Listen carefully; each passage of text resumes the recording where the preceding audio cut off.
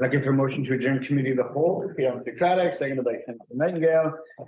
Any opposed? Motion carries. And then we're back here at 5:30. Good tonight. Okay, hope everybody had a good break. I will reconvene the regular council meeting. And again, I'd like to acknowledge that in honor of the Liwatul, that the village of Pemberton acknowledges that we're meeting within the unceded territory of the Liwa Nation. Those members of the public in attendance, please note that this meeting is a live webinar and is being recorded. The recording of the meeting will be available on the village's website following the meeting. Are there any amendments to the agenda? Somebody, none, would somebody like to move as presented? Councilor Craddock, seconded by Councilor Nightingale. Opposed? Carries. Did you give me a advisory report? Oh, my apologies. No. Okay, so we're rising with the close on the appointments. And I can give you that information there. So we do have one rise with a report from our in-camera from earlier today, and that is regarding. Oh yeah, we're just doing this one. Right? No, we're just doing There's this one and that one. Yeah, okay. So regarding some advisory commission appointments, the first is around the advisory land use commission. It was moved and seconded that Judith Walton, Danielle Menzel, and Sierra Aston be appointed to the advisory land use commission for a 2-year term, and that Nick Fisher be reappointed to the advisory design review commission for a 2-year term. And for the advisory design review commission, it was moved and seconded, and that Nikki Chatwin be appointed to the ADRC for a 2-year term, and that Brian Dorgello be reappointed to the ADRC for a 2-year period.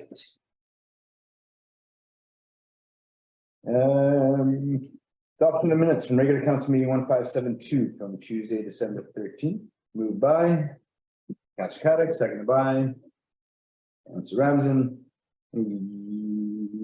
Business rising from the previous council meeting? Seeing none. We have no committee minutes, so we're going to go right on to number 12.1. We're going to admit some guests to Zoom, and we're on the official community plan review launch presentation. Got some folks join us.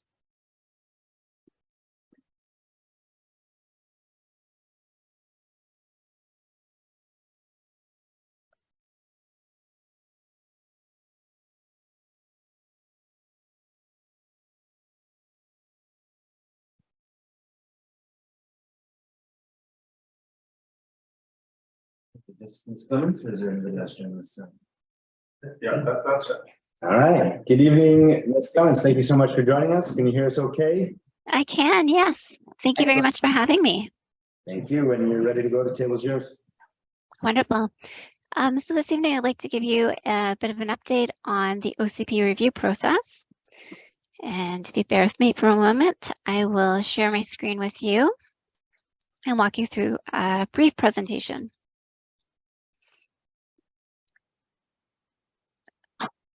So a couple of things that I'd like just to do briefly introduce our firm. I know we did an introduction in the fall, but there's some new faces around the council table. So I'd like to give you just a brief introduction to Urban Systems and the team working on the OCP review. Do a very quick OCP 101.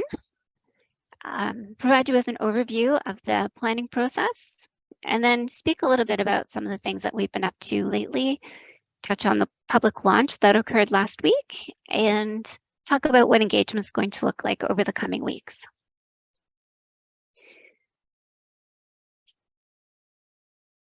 So very briefly, Urban Systems is a consulting firm, has a very strong presence in Western Canada.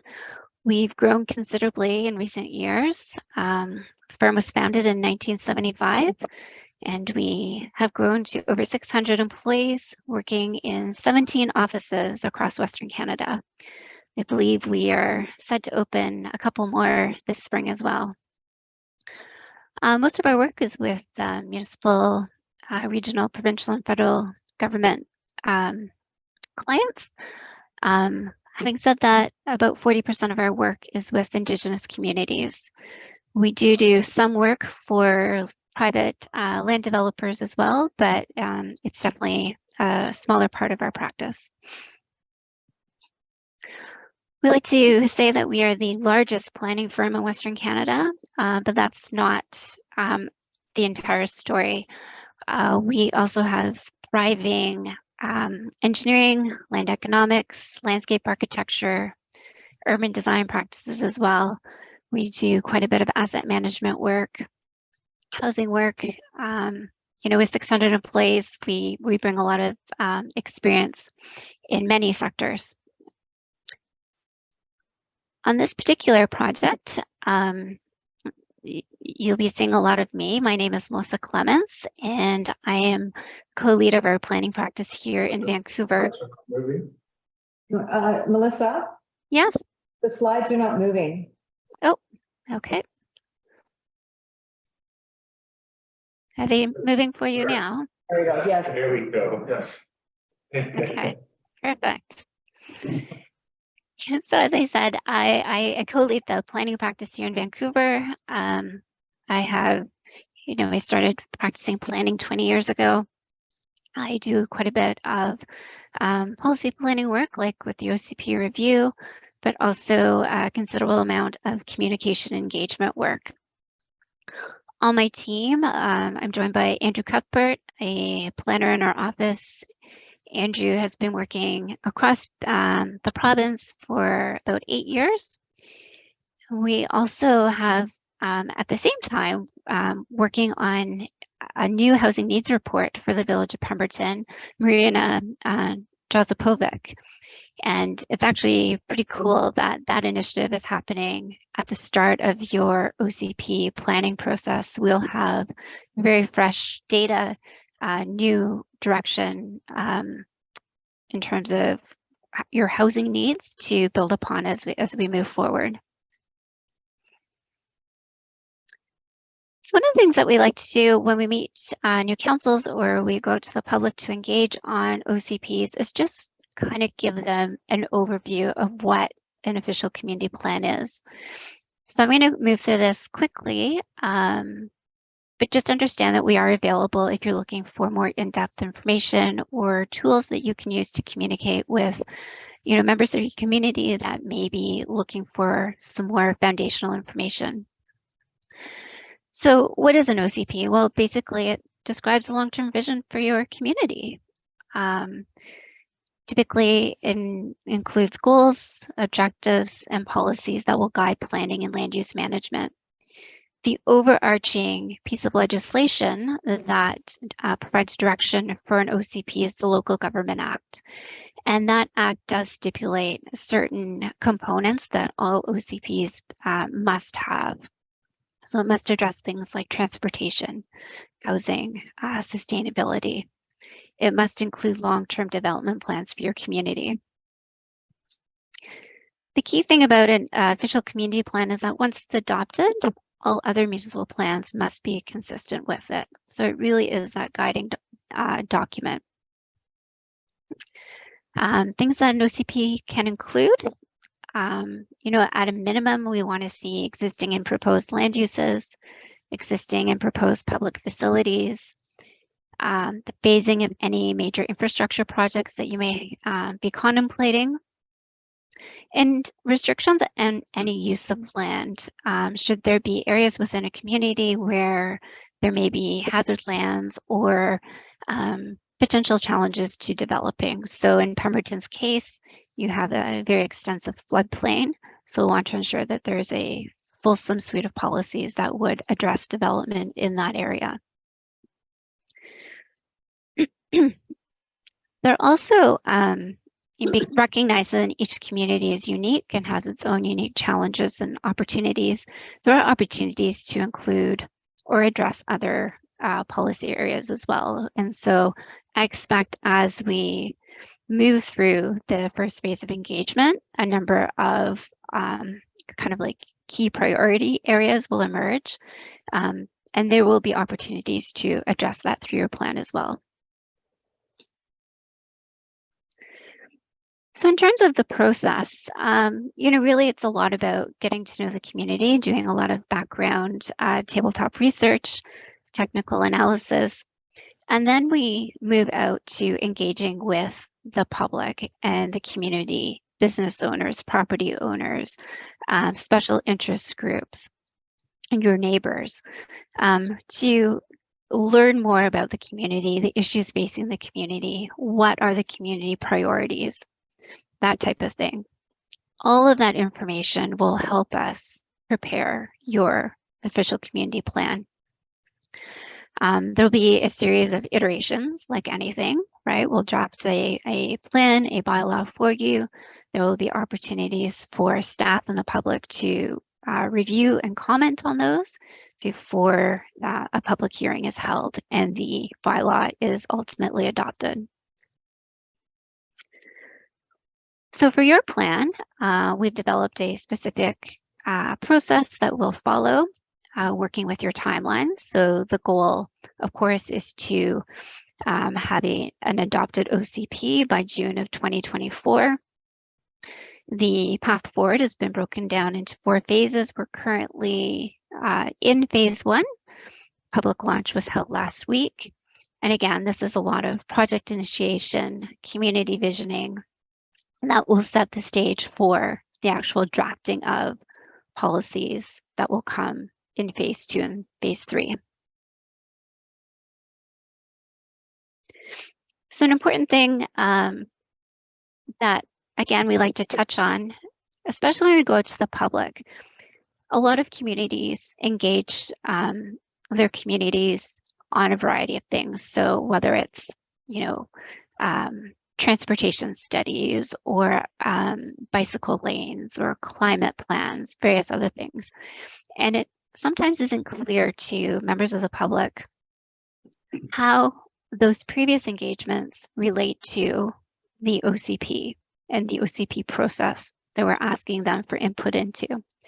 So one thing we just like to provide an overview of is sort of that planning hierarchy, and emphasizing that the official community plan kind of is that overarching policy direction for your community. It will inform, what happens in your zoning bylaw, any other municipal bylaws that you may have, area plans that are created, etc. Recognizing that it still needs to be consistent with higher order plans that are developed by the regional district.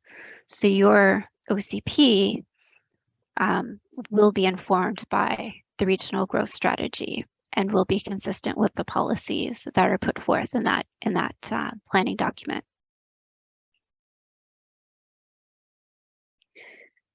So just a little bit about what we've been doing.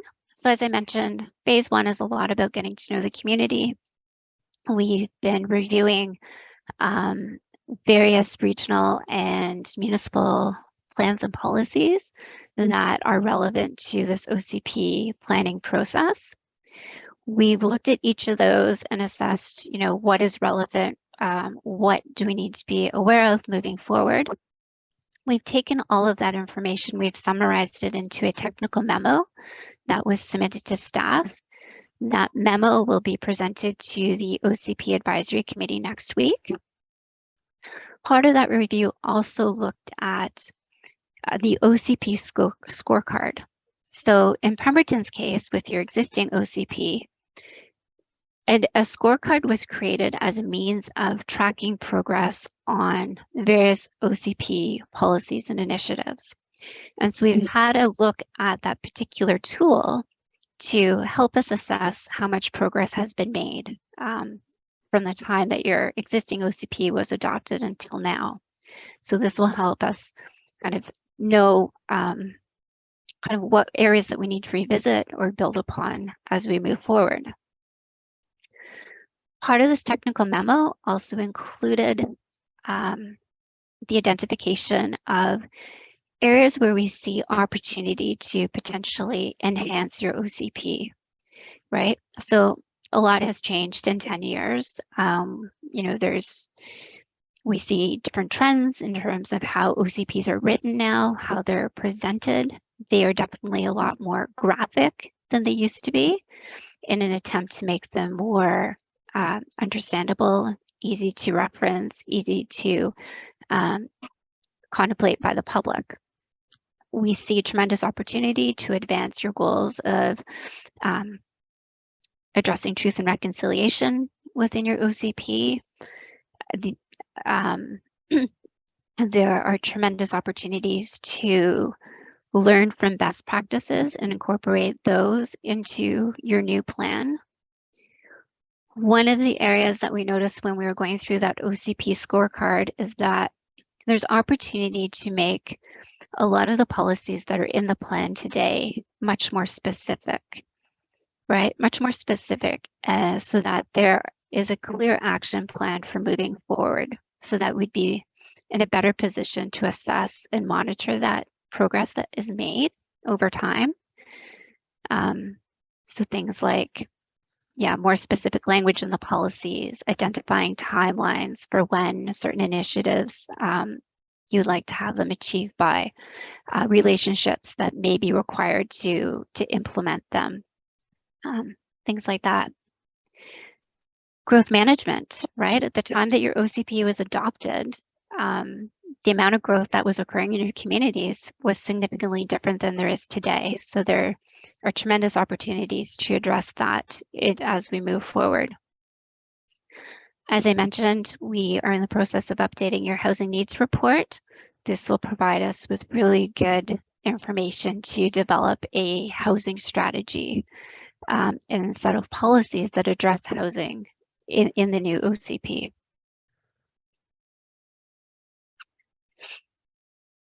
So right now where we are, I'm hoping you've seen the billboard that has been installed in town and perhaps noticed posters in high traffic areas around the community. All of this, as part of the public launch, is intended to raise awareness about the planning process. A few other things that we've done is we've updated the content on the project webpage. Municipal staff have been using social media to get the word out. And there was also a media article in the Peak last week. All of this, again, is to let people know that we want to hear from them, invite them to join the planning process, and let them know about a couple of ways that they can do that. So really, in order to sort of raise awareness, build a level of understanding, and to get people talking, as one of the ways that we've done this is we've prepared a series of discussion guides on 4 topics that we anticipate will be of great interest to the community: reconciliation, environmental sustainability and community resilience, housing, and the local economy. So these discussion guides have been posted on the project webpage. They've also been promoted through social media, and they're just a way to get people talking about the issues in a more focused format. How we plan to capture some of this feedback, at least in this initial phase, is through 2 different means.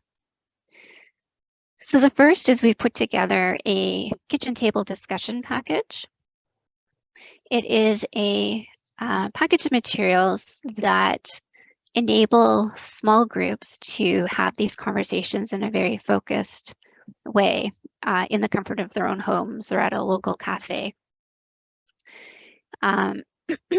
Included in the package is a guide that will walk the host through how to run the event. There are supporting materials for capturing feedback. There are activity sheets to be completed. But again, it offers a very low stress way for people to get together and have these conversations. So these discussion packages are available for pickup at the village office or at the community center in town.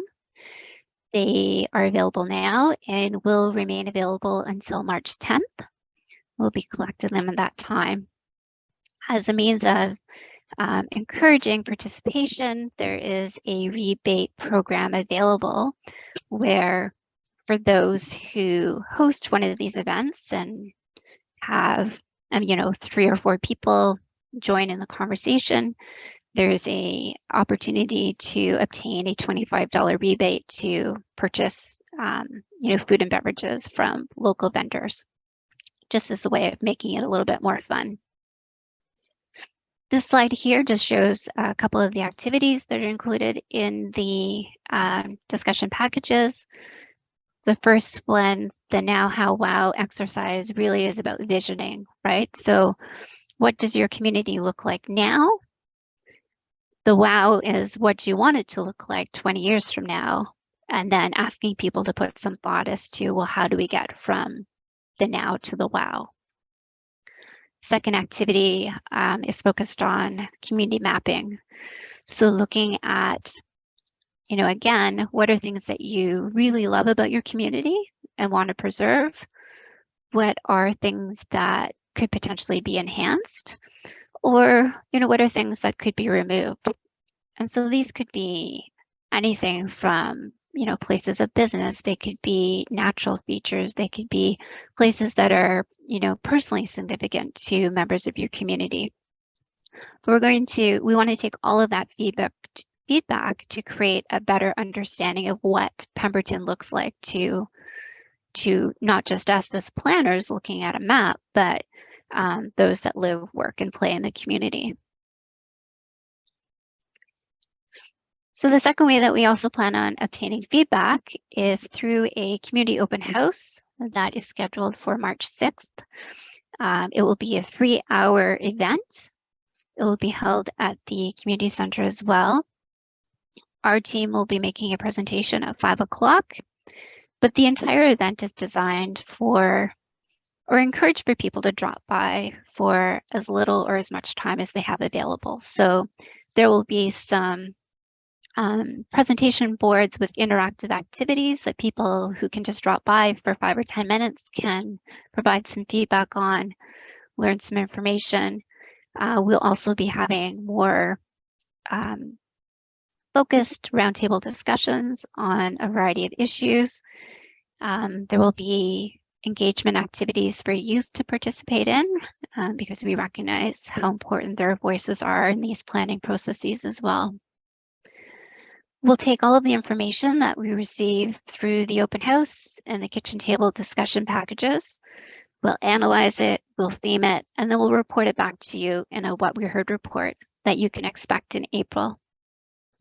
We'll take all of this information and use it to help draft a vision, guiding principles, goals, and objectives for the OCP, and that will be the final deliverable of the first phase of this process.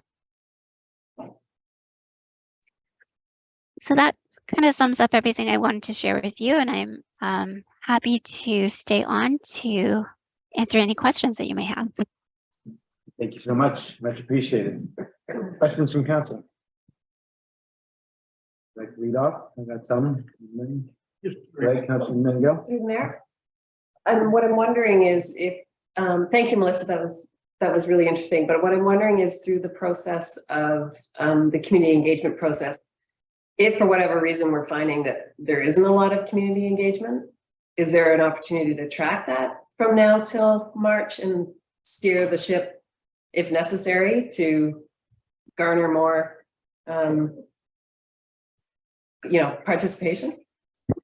Yeah, yes, definitely. So, I mean, ways that we'll track it is just by the number of kitchen table packages that are being picked up from the various locations. We're monitoring traffic on the project webpage, looking at the number of discussion guides that have been downloaded, looking at the number of hits we're getting on social media. So we'll get a sense of level of interest. Certainly we could look at implementing a pre-registration for the community open house. There are pros and cons to doing that. On the one hand, it enables us to better track participation. But we do also find that some people interpret that as almost like as a barrier, right? Oh, if I need to register for this, then maybe I may not attend. So pros and cons, but I think what we'll do is we'll be, I'll be in contact with Colin, with Scott, checking in with them to see how much interest there is at the counter, whether or not the packages are being picked up. And it may mean that we need to do a bit more promotion, right? Thank you. Yeah, no problem. Thank you. Any questions? I have a couple of questions. Looking at the package and the mapping there as one of the exercises for the tabletop, how do you manage the overlap of village and valley, village and SLRD? So, we're here as obviously representing the village of Pemberton. A lot of our identity extends beyond our downtown and our neighborhoods and is part of the natural landscape and the greater valley. So when you get people weighing in, how do you manage them to make sure that that's captured and that it's directed towards the village? Yeah, that's a really good point. At the beginning of this process, when we first started meeting with Colin and Scott, we had this conversation about, when we're putting out the invitation to engage in this project, you'll notice that the messaging is, we want to hear from everyone. Recognizing that those that live outside of the municipal boundary do use municipal services, right? And so I think it is important that we capture that. It's a good question. And I think it also ties back to understanding, and we will do this at the open house, understanding sort of the intent or the limitations of the OCP, right? This very much is a plan for the village of Pemberton. Of course, input provided from the region is important, but the plan itself may not be able to address all of the issues and concerns that those living outside may have. So it will be a matter of really us screening the comments for what is applicable to the OCP. I anticipate you're correct. I anticipate that we will get feedback on a wide variety of things that may not be related to the OCP. That happens in any engagement exercise for any project, really, we find, but it'll be us screening them and then reporting back what's relevant for you to hear. Yeah. And back to the engagement piece. Once you took us through the timeline, public engagement, the different inputs, they'll take all that information away, put together a draft OCP, to start working on. Is there a phase that goes back to the public for vetting as well? How does that look? Yeah, so definitely. So whenever we go to the community, we always report back. It's really important to close that loop. So that what we heard report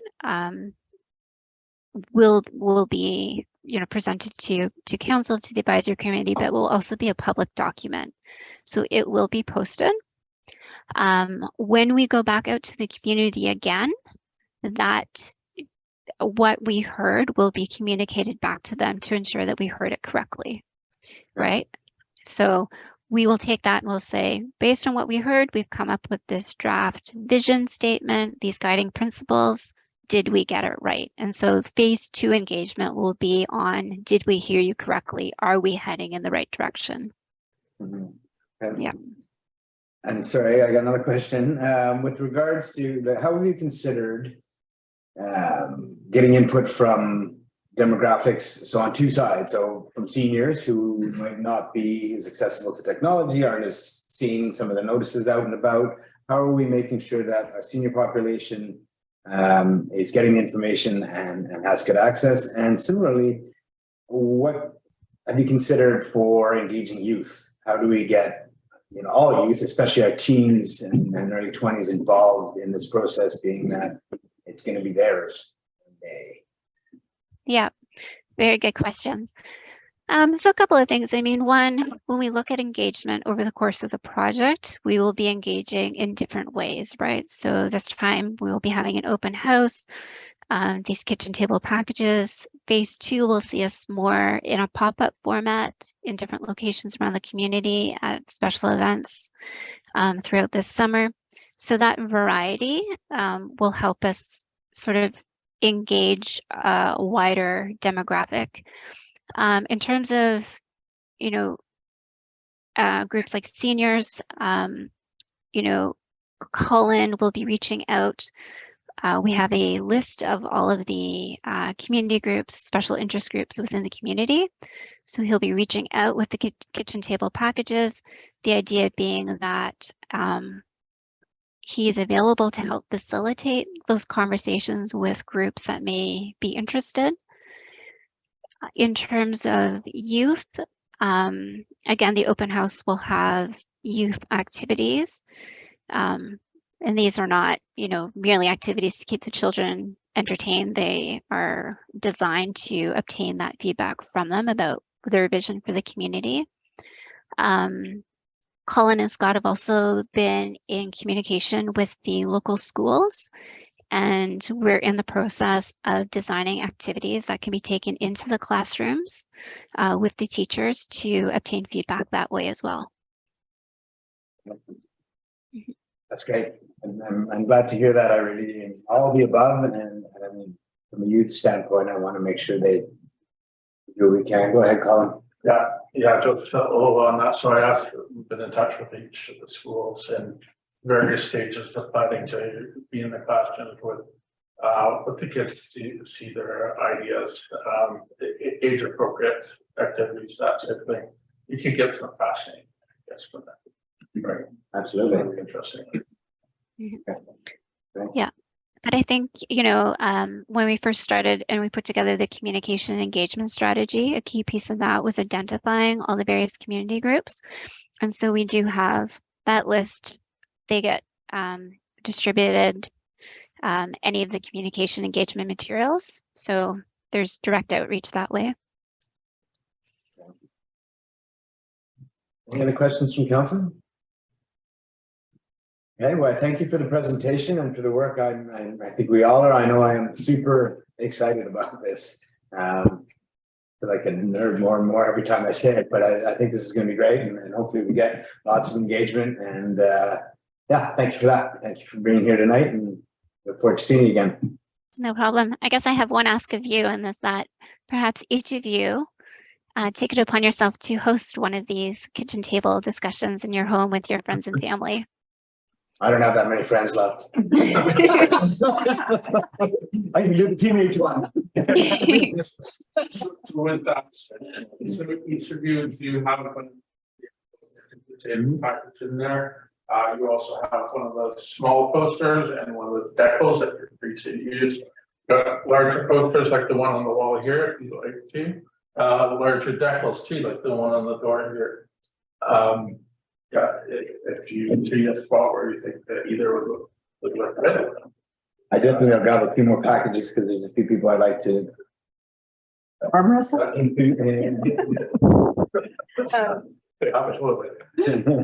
so through the chair, just to clarify, so in the context of this review, it would be okay for us to host these, or is it preferable that we're trying to encourage other people to host it?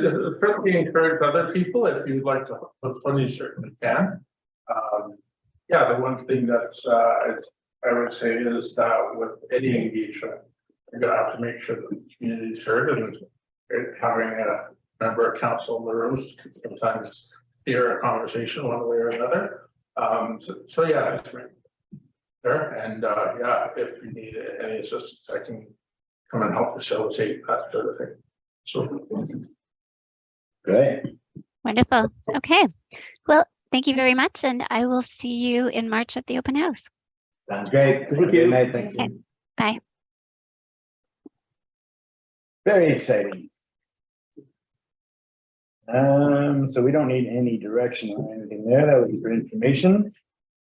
So that takes us to item number 13.1, Office of the CAO, 2023 Council Priorities. CAO, please. Through the chair, mayor and council, it's my pleasure to share with you the 2023 council priorities. You'll find attached to your report a final version of our 2023 priority charts. And As you know, or may recall, in December, we gathered together for excellent 2 days of the CAO's team as well as council, looking at the depth and breadth of the projects that we've had going on in the organization and trying to put some priorities to those. So the result is the chart that you see before you today. We also have a version of it up here, but we will be translating that over to this whiteboard, so you'll be able to see it in large print every time we come in for a meeting, which I think will be valuable in guiding us this year.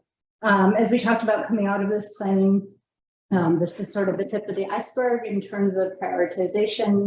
For this year, we still have work to do in developing those higher level pillars in vision and strategy going forward, but this gives us a start. Any questions? When you see the unrolling of the timeline of the next level of visioning, and you see that.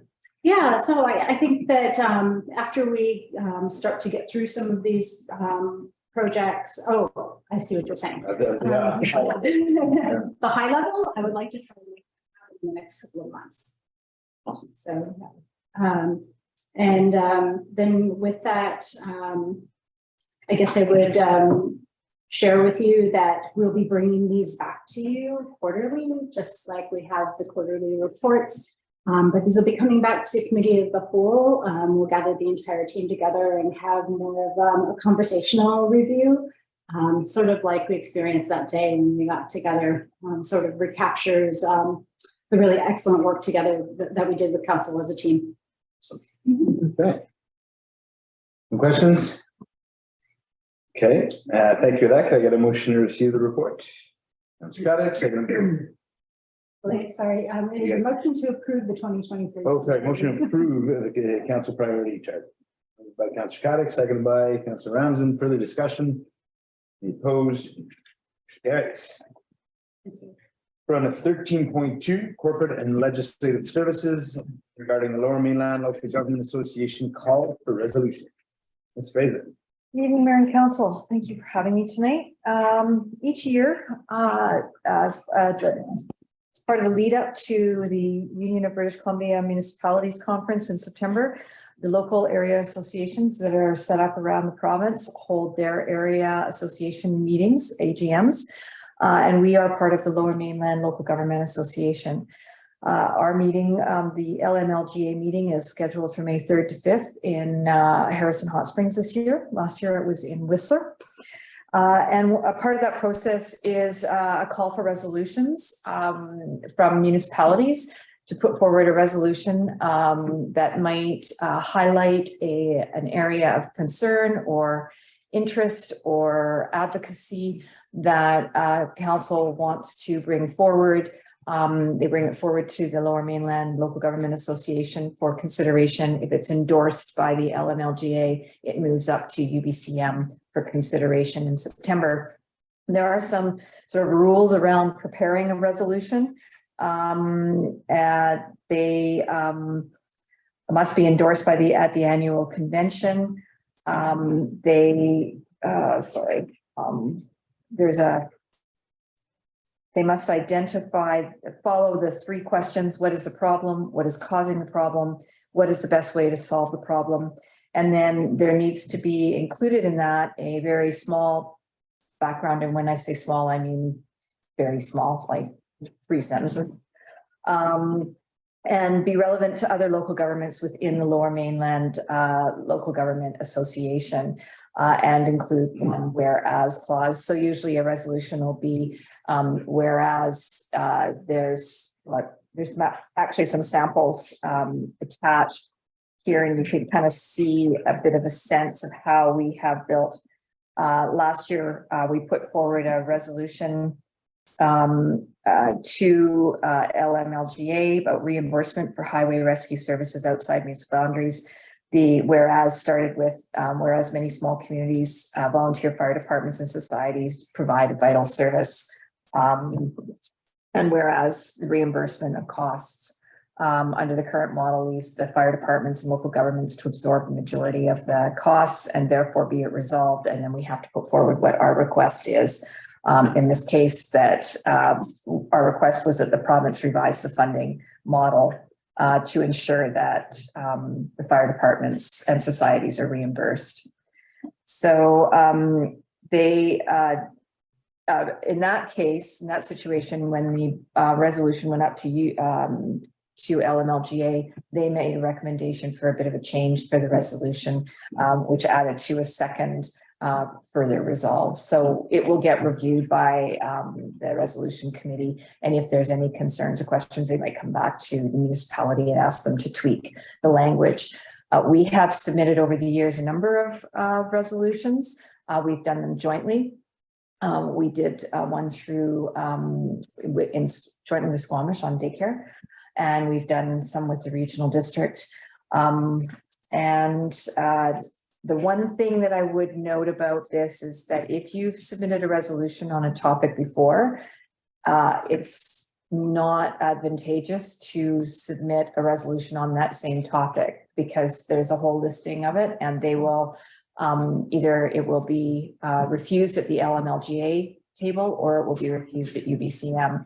So they like to avoid bringing back the same topic over and over and over again, especially if it's already been endorsed and moved through the process. Sometimes there will be a lot of traction from a resolution. We did get a lot of traction from our resolution on policing last year, which has gone up up to the province, and we had a short discussion around that earlier today. And so there was considerable interest in a lot of the smaller municipalities, and I think we were applauded for bringing that forward. So the one proviso I would say is that submitting a resolution is not an entrance. To get entrance to the conference, you don't need to submit a resolution. There have been years when we haven't.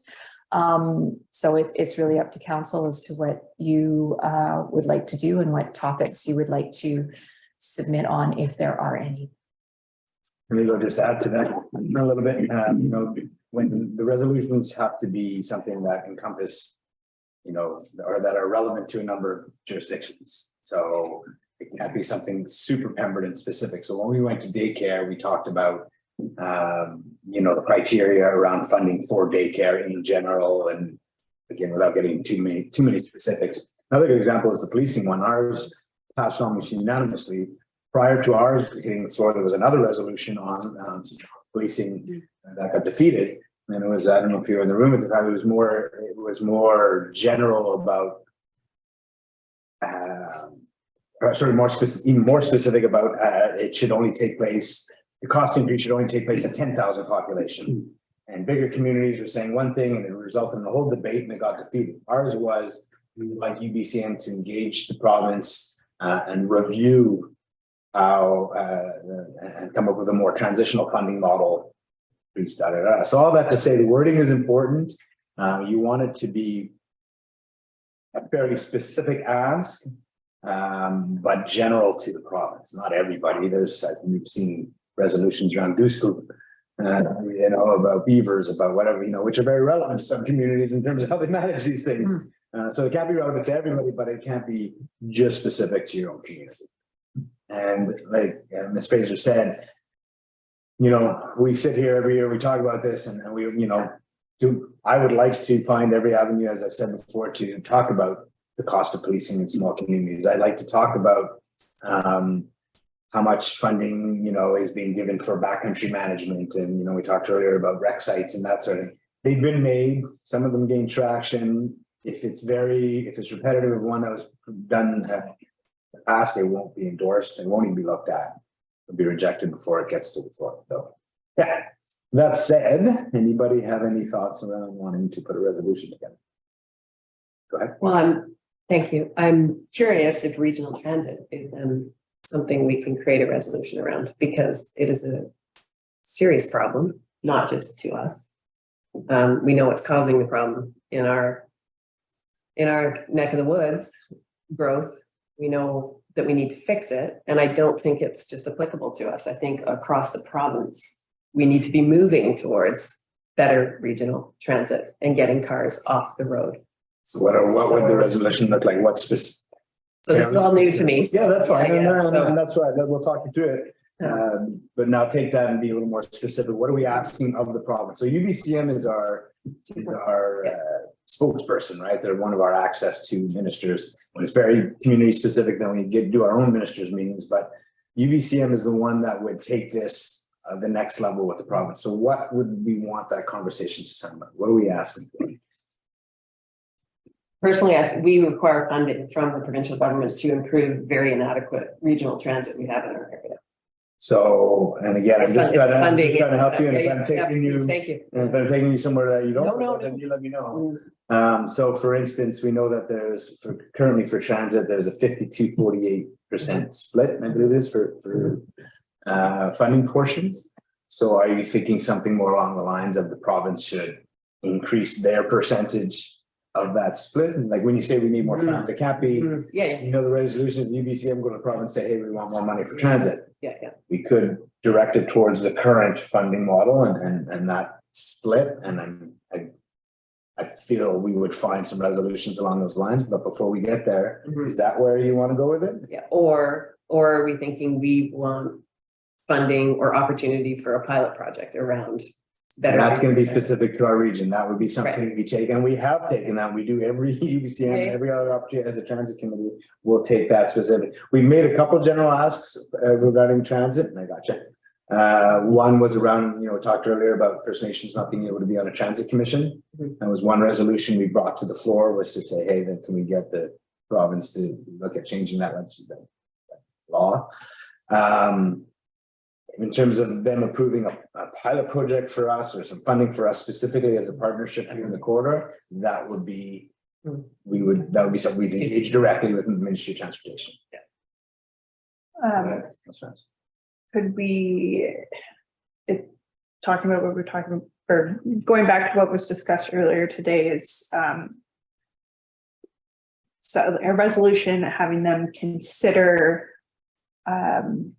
alternative funding models such as what was discussed with the gas tax, which I understand, you know, the Lower Mainland currently has that, but if what I understood from yesterday is there's vast parts of the rest of the province where that's not an option. And I mean, yes, the Sea to Sky has a critical issue with this, but I imagine that, I mean, it's an issue probably all across Canada, but in more rural parts of BC as well. So I mean, if we phrased it that way too, is it's something that maybe isn't applicable to the Lower Mainland because I've already dealt with it, but would cover a large majority of the rest of the province.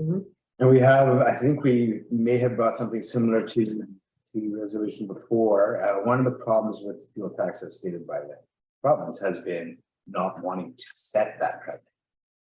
They don't want, you know, so we've said, hey, it works for Victoria, it works for Vancouver, why wouldn't it work for the corridor? And there's still a conversation around it, but basically what I'm saying is, I don't think you know, we could talk about alternate funding. I don't think fuel tax specifically be something that get endorsed on the floor, nor would it be something the province would want to see. If we want to talk about alternate sources of funding, you know, be it you know, carbon tax collected should be somewhat reassigned to transit solely, right? They collect a carbon tax. Can we use some of that carbon tax for transit? It could be something like that around the policy, how they use the money or how the funding apportionment is done. That split. So it could be around that.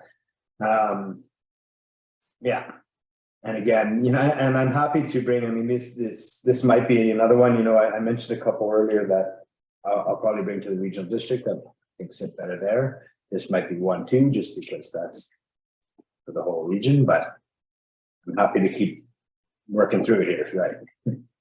So, I don't know where. Do we have to make that final? We don't have to, we have till, when do we have to submit? They have to be due March 3rd. So in order for us to be able to do the work, we'd have to bring them back either February 7th, it's pretty quick turnaround, or February 28th. We'd have to get direction on February 7th. I can say that we have submitted resolutions late, but I think the patience has worn out for us. And not just for us, we never get through all the resolutions, so they're trying every year, the executive tries a different tool to try and tighten that up so that, again, I mean, there's hundreds of them in there and they don't want them A to get diluted and B to be repeated, so, yeah. So the next step. Great ones are least considered unless they're really. Right. The next step would be for staff to go back and look at the UBCM resolution books to see if this type of a resolution has ever been brought forward in the past. And if it has, then it may not be accepted. Is that a pretty easy check for you, or is that a lot of work to? It depends. You know, you have to sort of do your words sleuthing. Yeah. You know, appropriately. To put together this was just trying to pull all the resolutions was a couple hours. I can, if you like, I can take this to the board tomorrow, because we're gonna be talking about resolutions there. Like I said, the Ministry of Transportation regarding infrastructure upkeep and maintenance. That's one I would like to consider over there as well. So I can bring this there to see if there's an appetite at the board, being that it's kind of a regional project. I think that would all be- partners. On a slight or different note, an issue that you had raised earlier this year was that there was, I think it was a suggestion or recommendation from the province that communities like ours, where it's kind of, you know, the borders are a little bit messy, try to bring in the farms, bring them in within the boundaries. And you pointed out the issue that the village ran into in that process is that it was a loss of taxation. Farms do not get taxed at the municipal borders. So again, I'm wondering, because again, I imagine that would not be an issue that is unique to us, but again, would kind of apply to many communities across BC. So would maybe not for this year, but something to think about for next year. Because what I'm also hearing is that if we are going to do this, it's going to take a fair amount of time. It needs to be thought through. So I'm just thinking more preemptively for next year. Would that be the type of resolution that we might look at? That would be the type of resolution, because it applies to province-wide. I believe Yeah. they put one of those in already. But Oh, okay. We put that forward already. Yeah. But it's a good suggestion, and that is exactly the type of one that was affecting us specifically, but also generally the problem. Yeah. Again, the commission one with First Nation sitting on commission, that's something Yeah, and the resolution listing that I've put together for you is only back to 2018. We've been submitting resolutions since 2012 or something like that. Yeah. So the one around, to your point, on the farmland and the taxation, that came out as a result of our boundary extension discussions that took place in 2016. So Yes, Yeah. okay. but it is very big. it didn't go very far. So I'll talk transit a little bit tomorrow. Is there anything else anybody wants to entertain or? Okay. Then let's we need to receive that. Just received the report. Motion to receive the report, please. Moved by Councillor Ramsden, seconded by Councillor Nightingale. Any opposed? Takes us to 14.1. Village primary parking and traffic control bylaw number 840. This is for final reading. What's Fraser? Nothing to report. Really nothing to report other than we're recommending fourth and final reading so the bylaw can be adopted. Any questions, or would somebody like to move forth and final? Move forth with Councillor Caddick, seconded by Councillor Nightingale. Discussion. Opposed. Carries. Ms. Fraser. Thank you. So that takes us to 15, the mayor's report. I haven't met for a little bit, so I've got a couple that date back. Just to let you know, I had an introductory. It was a conference call with regional mayors, and it was an introductory call with Minister Kang, the new Minister of Municipal Affairs. Pretty broad. It was just a bit of a conversation about the challenges in our community, and it was to get to meet the new minister. So I had that introduction. Also back in December, we had a regional district meeting, and it seems like a really long time ago. But there are a couple items, at least, that I'd like to highlight for you. It's quite significant. One of them is around Wedgwood development. And this is around affordable housing and market housing. So it's a zoning amendment. And the request was for 12 additional market lots within the development. And so as part of the zoning amendment, what's being provided is an additional 6 non-market lots to be sold. They will be sold, the proposed price at this point is to be sold at $225,000 a property, $200,000 of which will go back to the regional district as a CAC each property. So with 6 properties, that would result in a $1.2 million CAC through the sale of those 6 non-market properties. There's parkland dedication as well within there. And what we saw back in December was that there's been discussion around this previously, but this was the introduction of the amendment and request for first reading. So there was discussion around things like the timeline in terms of when the non-market properties are sold and how that factors into the sale of the market properties. There was a discussion around the provision of childcare within the Wedge Mountain area. As always, there was discussion around transit, the provision of a bus shelter. And these are all what I'm listing quickly now, these conversations, and this generally more information requested by the board prior to adoption. This was first reading. For instance, the developers are in conversation with BC Transit right now to discuss the bus shelter, where is an appropriate spot, what that would look like. I took the opportunity to point out that it'd be great to have a bus shelter there. Right now, as it looks, there's no space on the bus when it gets there, so I'm not sure what's until we get away regionally to put more buses on the road. That's going to be a bit of a challenge, but obviously provision for transit is really important. And we talked about how to secure the long-term rental obligations prior to adoption, and that'll get captured in a housing agreement, as well as the eligibility criteria for sales of the lots, the controls on the resale of the pricing to make sure both the long-term rentals and the non-market housing stays affordable in perpetuity. So those will get captured through the housing agreement that has to be provided before final adoption. Those are the highlights. There's more to come. The referrals now after first reading are being sent out to other local governments and communities, etc. More information to come back through that conversation, and that'll lead to public hearing and further readings. Another conversation. I don't know, go too far back in the history, but as you're all aware, this is on Cataline Creek in Lillooet Lake Estates. So as you remember, there was a huge debris flow there a number of years ago, putting some of the homes into the red or orange or yellow danger area, and they investigated a number of mitigation projects to work on that drainage fan to secure these homes so they're no longer in the red zone, and that they would be safe. And I'm going to go really fast. There's been a ton of work done with SLRD staff on the board's direction to work with the owners there, to work with the group there to see how they could support. They've come up with a couple of mitigation options. One is in the over $10 million.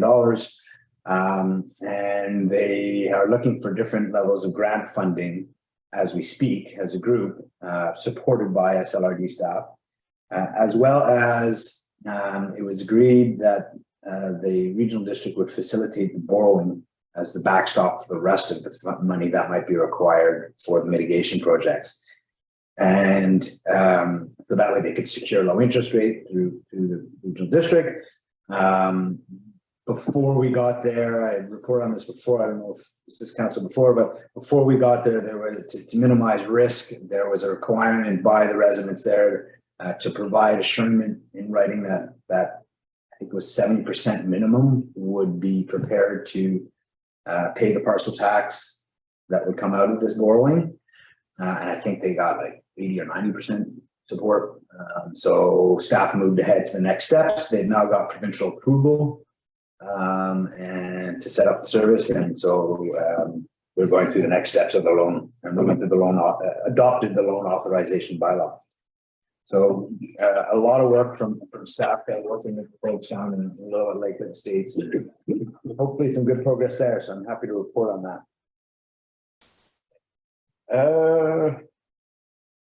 There was a special events bylaw presented and given readings for the whole regional district, but it was really coming out of issues in the Squamish Valley area where folks were hosting lots of parties and events, let's just say. So this is a way of trying to put some structure around how people host large events, what kind of properties, what are the limits around it, et cetera, et cetera. So that was adopted. The board supported a grant application with great optimism for $700,000 for the Sea to Sky Trail component from Gord's Garden to Nairn Falls. We've done this before, so that would be a really great connection to make there. Feeling confident about that. Those would be the highlights from the regional district. Also attended a PVIS meeting with Councillor Ramsden. We had a number of delegations from the groups that apply for PDIF funding. And again, that's our grants and aid that is combined through the village and Area C of the regional district, both our arts and culture and our economic development funds. So we had delegations from PAWS, Chamber of Commerce, the Wellness Almanac, Arts Council, Tourism Pemberton, and the Pemberton Canoe Association. And it's always great to have a presentation, just gives us an awesome connection to these groups and the work they're doing for the community. The good news is that as it stands now, the fund can support the applications that have come in to date. We're almost at the end of our application. I think there might be a couple of stragglers still to come in, but it looks like the fund will cover all these awesome community initiatives, so that's good news. And we had our first peek at the PVIS budgets, or some of them. Very high level, and I say that because the service providers are all to present to us at our next meeting in February. So the first look at library, for instance, was a flat budget, actually a little less. Pemberton Search and Rescue is flat. The cemetery has not formally requested, but it's looking flat. The refuse service is not surprisingly going up fairly substantially, and that's to support the borrowing on the purchase of the property as well as the increased operational costs with the new facility. That one in the museum has requested about $67,000 in increase in their budget for increased staff and hours, I believe, but we haven't seen any of the delegations yet. That will all be next month where they will speak to their budgets, and we'll report back to you all with more detail when we get with region report. If you want to jump in there. And we spoke a little bit about this during the course of the day. Councillor Craddock and I attended the community forest meeting and continued to do some work in terms of transitioning towards a permanent board. I'm going to touch very quickly, and again, you feel free to jump in, Councillor Craddock. We talked about the harvest coming up for 2023. We're looking at about 13,500 cubic meters for 2023, mostly in the Miller and the Green area, a little bit by the old gun range. We have to meet our annual allowable cut, so we're projecting about 15,000 cubic meters for 2024 as well.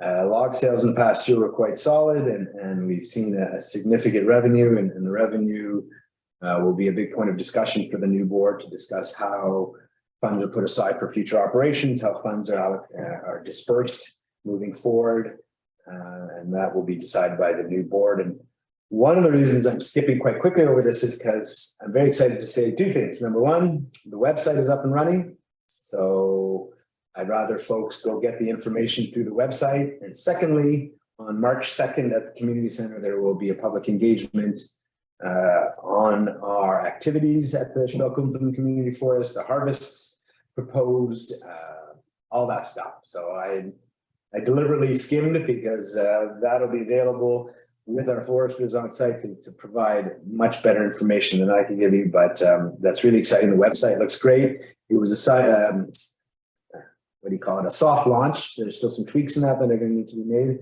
Administrators working on, but good to have that information out in the public. And we gotta leave that there. And the rest I'm good for now. So that's my report. Just to follow up on the open house. We were told that Tanya Smith is invited to attend. And she'll be doing some educational sessions. Some on forest, botanical and wildfire in the local area. So Yeah. I think that to me is really, really exciting to see that they're bringing in some professionals to give us some upgrades. So I think that March 2nd, if we had an interest, everybody should try and make it out that night. It's going to be quite a good session. And they're looking at down the road, actual field trip services to the community forest, so residents can get feet on the ground there. Any other reports, council reports? Library report. They got the results from their survey. They had 252 responses. They were hoping for 400. But nothing big stood out. Everything was overwhelmingly positive. What was most surprising, staff, was that the respondents, the two things that really stood out from respondents was that the library was simply just a meeting place and a quiet space, which I think is. They can't open on Sundays because the community center is closed and they need 2 staff and it's not cost effective. But that's what a lot of community members want, is a Sunday thing. That a big result from the survey? Yeah, they just can't afford it. Yeah. And they are on the hunt for one more new full-time person. And they're gonna take their time to get the right person. They want someone who's got an interest and a dedication to library services, not just anyone, because what's happening right now is they're most of their staff is part-time. And that model is not sustainable. It's not working because the 2 people that are full-time just can't manage. So yeah, so that's a real priority for them. And obviously compensation was an issue that came up to find, to fill that position. AGM is the 31st. That's it. Thank you. Amy? Just for the Economic Advisory Committee, we're in the process of setting the schedule and trying to find a date, hopefully, so that we'll see more members be able to make it on a regular basis. Is that through the collaborative? Yes, sorry, not the economic, sorry, the collaborative, yes. You good? Thank you. Thanks, everyone. Takes us to 17 correspondence for action. We have 3. The first is regarding the LMLGA conference in May 5th, is that right? May 3rd to 5th.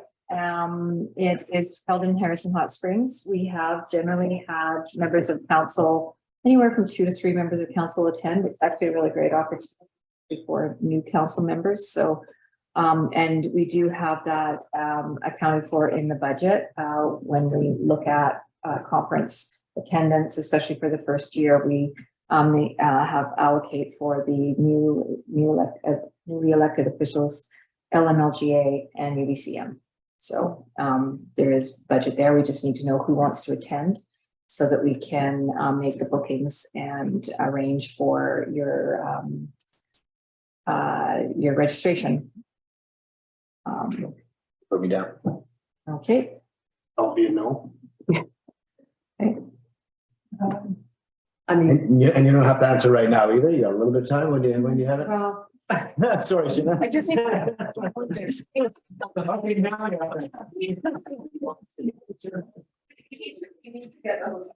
Right. It was easy when we were in Whistler because people were, council members were just driving up for the day. yeah. But Harrison's a little longer to go for day trips. So maybe if you could let me know by Friday, if you are able to, or sooner if you can, if you're able to attend, and then we'll get Lindsay to get you all sorted out. Okay. Yeah. We're going to forward that to Jenny. So Councillor Helmer. So she has an update. Yeah. Next up, 7.2 from Catherine Phillip regarding transit system between Pemberton and Whistler. Something that we talked about a lot through the course of the day. Suggestion that the correspondence be referred to staff for response. And that a transit working committee meeting be called. Is there not one scheduled? We'll have one as soon as we have the revenue business from BC transfers, and the year end completed. Right. And we can go. So we were waiting for that to schedule. Okay. And that, at that point, we'll be able to discuss some of the issues that Ms. Phillip has written in her letter in terms of being able to increase our service levels. That'll be all part of it. Okay, would somebody like to make the motion? Councillor Craddock, seconded by Councillor Ramsden. Any discussion? Any opposed? Carries. 17.3 from Nikki Van Kirk regarding public engagement for the Benchlands development. This is a special area plan regarding public engagement. Maybe I can get Mr. McCray to speak to this. I know that there is some public engagement coming up regarding that. Can you give us? Certainly, yeah, Mr. Mayor, through you, the sub-area plan is just being finalized as we speak, and then public engagement will commence after council has had a chance to review the plan. So most likely later in the winter then? Yeah, I would say sometime in the spring here, In the spring? 2023. Okay. Yeah. So maybe a motion that that information and the correspondence be referred to staff. Moved by Councillor Craddock, seconded by Councillor Ramsden. Opposed and carries. Correspondence for information from the ALC. Would somebody like to move receipt? Yep. Councillor Craddock, seconded by Councillor Ramsden. Any opposed? Motion carries. This is on late business. Late business, notice of motion. Question period. Regular council meeting is now open for questions from the public. Please be reminded that only questions directly related to items discussed during this meeting are permitted. If any members of the public attending via Zoom webinar wish to ask a question, please click on the raise hand feature in the webinar controls, and staff will unmute your microphone when it's your turn to speak. Question from David Song. Okay. Go ahead, Mr. Song, if you could hear us. Bring him forward. There we go. Mr. Song, are you with us? Hi there, David Song from Peak News Magazine. How's everyone doing? Pretty good, thank you. How are you? I'm doing well. Thanks for taking my question. So as I was going through the agenda package for the council priorities, I noticed that the council scope direction of the daycare expansion is a priority for the month of January. And can anyone comment on where you guys are at with that and what you're looking to do with that at this stage? Maybe give a recap on that. Or? Yeah, absolutely. And Scott Or Mr. McCray. chime in as well, or Sheena. But at this juncture, we're in the process of working with the project team in order to get the project started. If you were in that area, you would see that we've had preload placed there. And at this juncture now, it's just going to be up to the project team to start moving forward with the preparation of the modular buildings. And then we'll see the placement of foundation and anything additional that either of you would like to add. I think you've covered it. Yes, but saying that, this is not going to be instantaneous. It's going to take a bit of time, and at this point, right now, we're projecting that we'd be seeing something closer to completion in January of 2024. Still some moving parts on all that, so it's hard to project, but does that answer your question, Mr. Song? Yeah, I think it does. Just one quick follow-up, if I could. My colleagues' reporting on this from earlier last year. I think Mayor Richmond, you said that this was a really big win when this funding for more childcare was secured. So for citizens who are looking forward for this sooner rather than later, is there anything that they can look forward to at this stage, or as said before, is this something that would be coming to fruition later down the road? Well, I mean, it's as you said at the outset, it's one of our top priorities, and it's one of the projects in the center of staff's desk. So we're doing what we can to move it along. In the time that we've been since we've received the funding and the steps that we've taken through this process, as we know, supply chain and inflation have been huge factors for development costs. So, you know, we have to sort of readjust to current prices and what that means. So that's where I say there's still some moving parts in terms of how and when we actually complete it. But let me just say that it is, as it is on that chart, top priority for all of us to get that done as soon as we can. Thank you so much. That's all. Thank you. Any other questions, Renee? No other questions. Thank you so much. Then I will recess the regular meeting. We'll go back in camera briefly. Yeah. Thank you, guys.